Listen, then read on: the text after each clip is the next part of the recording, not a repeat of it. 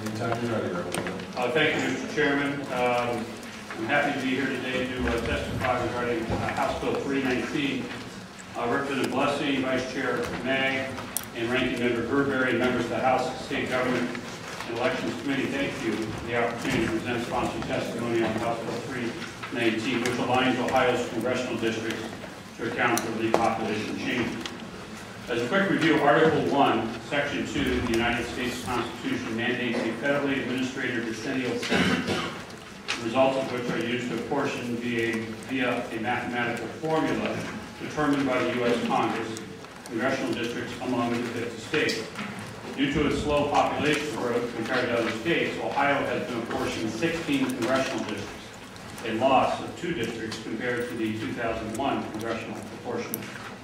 There's a long line of U.S. Supreme Court cases dealing with many aspects of congressional redistricting, and in particular, the U.S. Supreme Court has held repeatedly that congressional districts in the same state must be as equal in population as practicable. The Court has stated unequivocally absolute population equality is the paramount objective. In addition, the Federal Voting Rights Act and a long series of court cases dealing with that federal law tied the hands of the Ohio General Assembly as it draws the new congressional districts. Compliance with the Voting Rights Act has been of utmost importance in this process.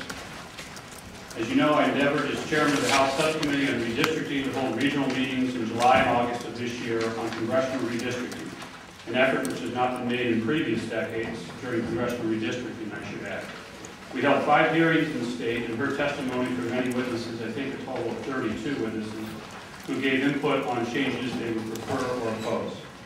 After listening to public input at these hearings, I'm confident that the map presented today accomplished several goals, among them, most importantly, creating fair districts. The map treats incumbent candidates equally. 3 Republican and 3 Democrat incumbents are drawn into overlapping territories as a consequence of slow population growth.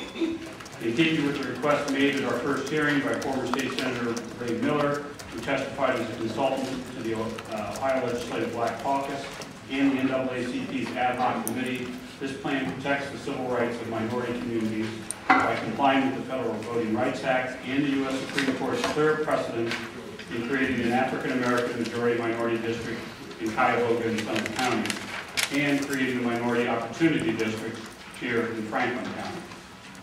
The effort to create the map reflects the traditionally recognized redistricting principles of compactness, contiguity, preservation of counties and political subdivisions, preservation of communities of interest, preservation of cores of prior districts, protection of incumbents, and compliance with the Voting Rights Act. I want to thank you for the opportunity to present sponsored testimony, and I'd be happy to answer any questions any committee members may have. Thank you, Mr. Chairman. Questions from the committee? Mr. Chairman. Senator Gerber. Thank you very much, Mr. Chairman.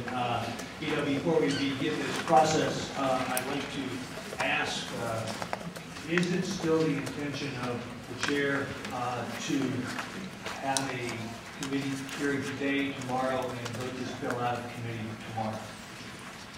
The answer to that question is that is likely going to happen, yes. Well, on behalf of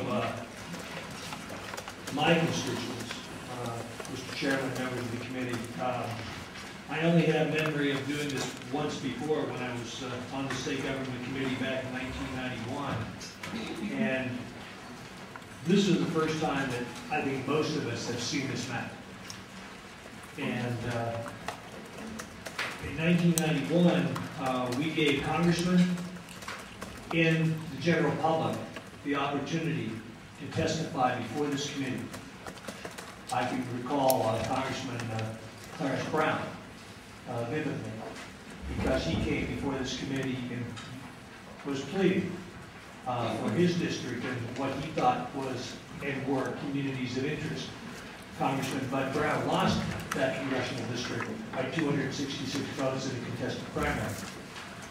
We talk about the opportunity for transparency, and quite candidly, I really believe that the people of many, many counties that are being split by this proposal should have an opportunity to come in and present their case for communities of interest in particular. because I find it extremely difficult to understand a community of interest going from the western part of Cuyahoga County to Lucas County, nor do I understand the similar interest of the city of Youngstown bordering all the way to Scioto County, which is a district that should have probably been repaired from the last election. So anyways, if that's the intent, I regret that on behalf of not only my constituents, but the institution of what we represent. And thank you very much. Further questions? Representative Feder. Thank you, Mr. Chairman, and Representative Huffman. I have great concerns about District 9. It looks like the green thing from the swamp. In fact, if Representative Marcy Kaptur were to drive all the way through her district, she'd have to go through Lake Erie. She'd have to put her car in the boat to go through. So I think you need to explain to me how this isn't going to be challenged by the Supreme Court. And you are saying that this map reflects the traditionally recognized redistricting principles, and I have great concerns over the preservation of counties and political subdivisions when she has Lake Erie to contend with to go through, to continue all the way from Lucas County to Cuyahoga County. Well, Mr. Chairman and Representative Feder, let me, I guess, start off by there's a variety of factors that are taken into account when we're drawing this map and listing. And I think Senator Sawyer probably put it best during our redistricting committee hearing that we had around the state, that oftentimes, and certainly it's true in this map, these factors are in competition with one another. What we have to do, for example, regarding compactness, may not comply with what we have to do with population. We do know, I read you those Supreme Court issues regarding population. So this is a matter not of what one particular district is going to look at. And I understand that you'd be concerned most about Toledo, that's where you're from. But there are districts all over the state. Now, that issue of competition between the factors is certainly an issue. But secondly, we also have the fact that we've lost 2 congressional candidates, or 2 congressmen, and so necessarily there is going to be a change in some of these districts. You'll see in this, there is some attempt to try to have 4 districts remain the same. Now, is Representative Kaptur going to have the same district that she had before? No. Nor are any of the other candidates or congressmen. As you know, there's several that are running against each other. And that district, I think, the changeover, I think it's from Cedar Point and Ottawa County to Erie County existed before. I think islands actually are an exception to contiguity.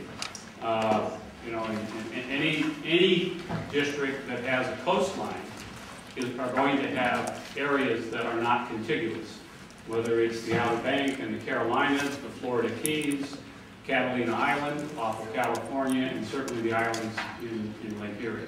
So anybody who has a district like that is going to, hopefully they will swim, will take some sort of watercraft.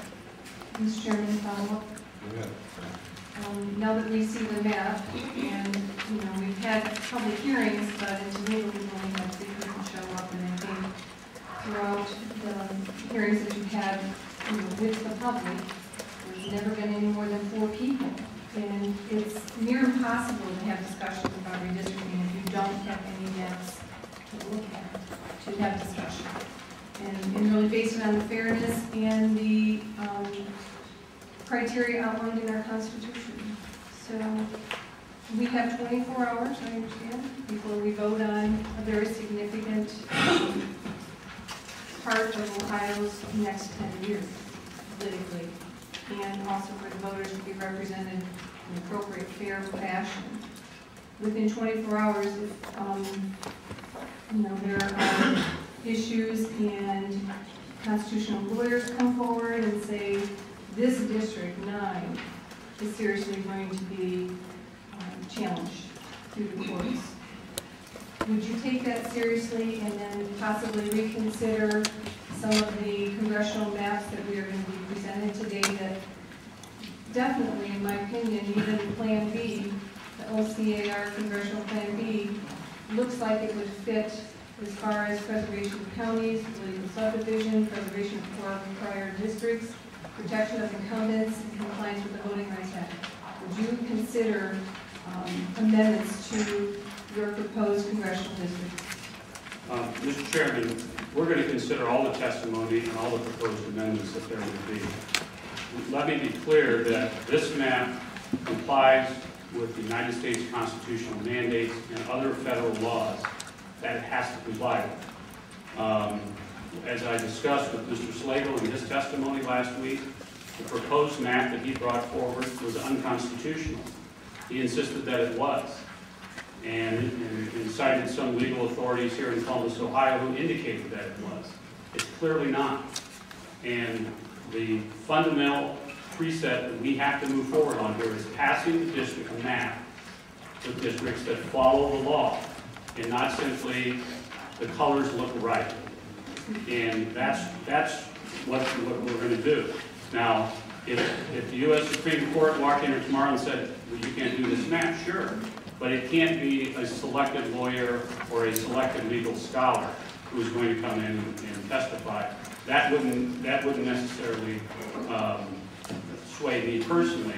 But certainly, if you want to bring somebody in here to testify, we're going to have an opportunity to do that all day today and all day tomorrow.